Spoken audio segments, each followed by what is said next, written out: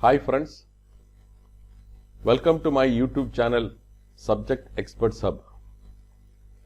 See, today I am going to tell you a very important point which is applicable to every establishment, every organization, whether small, big or very big, etc., etc.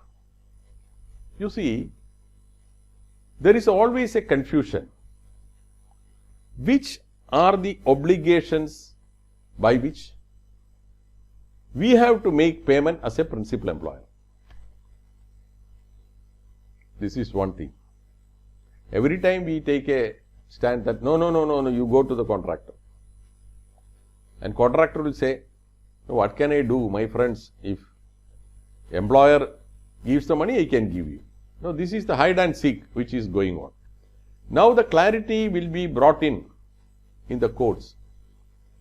But before that, let us examine which are the legislations and the provisions for which a principal employer is liable as on today if he is operating a work to the contractor. The one thing which is even from the starting of the Contract Labour Regulation and Abolition Act 1970 is clear under section 21 subsection 4 is that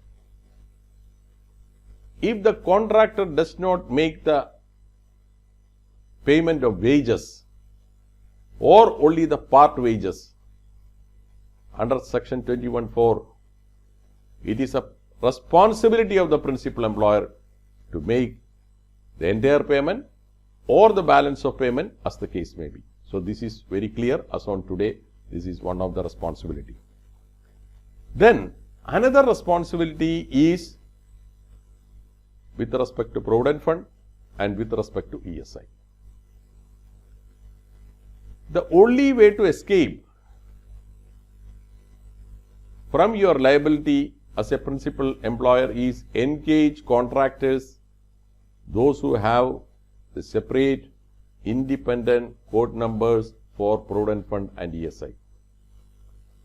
And every month, before you release the payment, ask them to submit the ECR. Today it is very easy. Earlier, Provident Fund, you see, they will remit the challan, but from the challan it is not clear for whom are all the people for this the Provident Fund is remitted. That will be known only when at the year end, when 3 and 6A is prepared. But in 2012, this has become online. The payments are made to the individual employee and the ECR, electronic challan cum receipt, will be generated.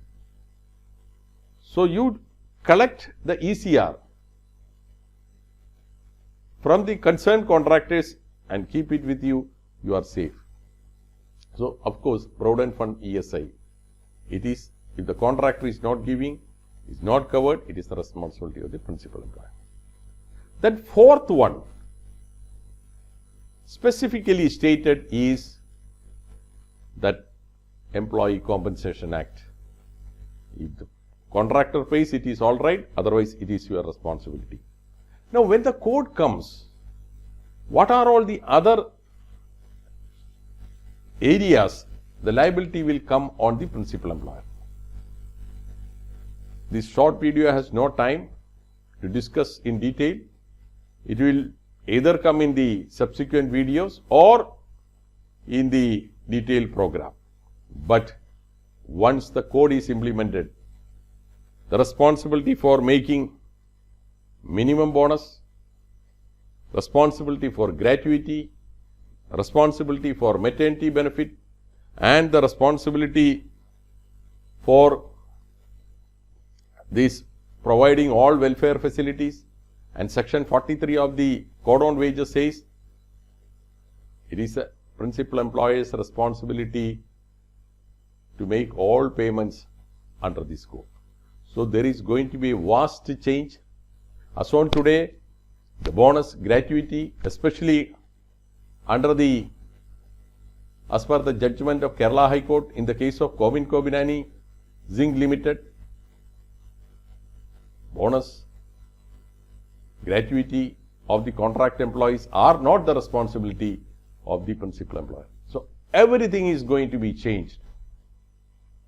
It's all going to become the responsibility of the principal employer.